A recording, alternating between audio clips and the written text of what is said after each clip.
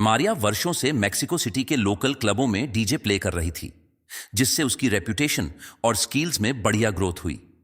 एक दिन अपने डीजे के व्हाट्सएप ग्रुप पर उसने मुंबई की एक reputed event company rhythm wave की जॉब पोस्टिंग देखी। उसने अपने करियर को इंटरनेशनल लेवल पर ले जाने का ये एक सुनहरा अवसर समझा और तुरंत जॉब के लिए अप्लाई किया। कंपनी के मालिक राज के साथ ईमेल पर पॉजिटिव बातचीत के बाद मारिया को जॉब ऑफर की गई। जाने से पहले मारिया के करीबी दोस्तों ने उसे एक फेयरवेल पार्टी दी। ये तुम्हारा बड़ा ब्रेक है, सब दोस्तों ने कहा और उसे गले लग गए। मारिया ने 12 दिसंबर को मुंबई में अपना पहला कदम रखा। मुंबई की भीड़ देखकर वो नर्वस महसूस कर रही थी, पर इसके साथ साथ उसकी एक्साइटमेंट लेवल भी आसमान छू रही थी। रिथम इवेंट कंपनी का मालिक राज एक रिप्यूटेड इवेंट ऑर्गेनाइजर था और उसके कॉन्टैक्ट्स पॉलिटिकल और सोशल दोनों थे। मारिया की आज राज से मुलाकात होने वाली थी। उसने राज के बारे में सोशल मीडिया पर पूरा रिसर्च कर रखा था और विश्वास था कि वो एक सपोर्टिव एम्प्लॉयर हैं। अपनी पहली पर्सनल मुलाकात में राज ने आंख मिलाने के बजाय खुले तौर पर मारिया के शरीर को घूरा। उसने धीमी मुस्कान के साथ कहा, "you are going to look incredible on that stage." Maria ने इस चीज को नजरअंदाज कर दिया। ऐसा कई बार हुआ जब मारिया ने इसे इनडिसेंट कमेंट समझकर टालने की कोशिश की, लेकिन राज का बिहेवियर जल्द ही खुलेआम सेक्सुअल हैरेसमेंट में बदल गया। कुछ डीजे सेटों के दौरान जब वो मारिया के टर्न टेबल्स के पास से गुजरता था, तो वो हर बार उसे पीछे से टच करता था या उसके हिप्स पर अपने हाथ रखता था। मारिया वेस्टर्न कंट्री में पली बढ़ी थी, लेकिन उसे पता था कि ये फ्रेंडली जेस्चर्स नहीं हैं। एक इवेंट के बाद राज ने मारिया से कहा कि तुम्हें और ज्यादा स्किन दिखाने की जरूरत है। तब मारिया ने उसे पूछा, What do you mean? तुम्हारे कंजर्वेटिव लुक की वजह से ज्यादा टिकट्स नहीं बिक रहे हैं। अपने कपड़ों पर ऐसे कमेंट्स सुनकर मारिया को शॉक लगा। अपनी स्किल्स के बजाय ये आदमी उसके कपड़ों में ज्यादा इंटरेस्ट दिखा रहा था। मारिया परेशान थी, लेकिन उसे डर था कि अगर उसने अपोज किया तो यह बड़ा मौका हाथ से निकल जाएगा। हरासमेंट लगातार बढ़ता गया।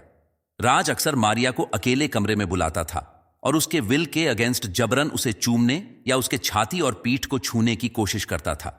और जब भी मारिया उसे दूर करने की कोशिश करती थी, तब वो कहता था कि don't act shocked, you know what I am owed for hiring you. धमकियां भी बढ़ गईं। राज ने उसे चेतावनी दी, अगर तुम मेरी कंप्लेन करोगी तो कोई भी तुम पर विश्वास नहीं करेगा। सब बस ये सोचेंगे कि एक यंग लड़की एक सक्सेसफुल बिजनेसमैन को बर्बाद करने की कोशिश कर रही है। एक अनजान देश में अकेली मारिया पूरी तरह फंसी हुई महसूस कर रही थी। उसका इंटरनेशनल डीजे बनने का सपना टूट रहा था। हर समय डीजे गिग देने के नाम पर वो उसे लेट शाम को ऑफिस बुलाता था, उसे गले लगता था और इनडायरेक्टली सेक्सुअल फेवर्स मांगता था। यहां तक हर दिन वो रात को उसे गलत वीडियोस भेजकर रिप्लाई करने को कहता था।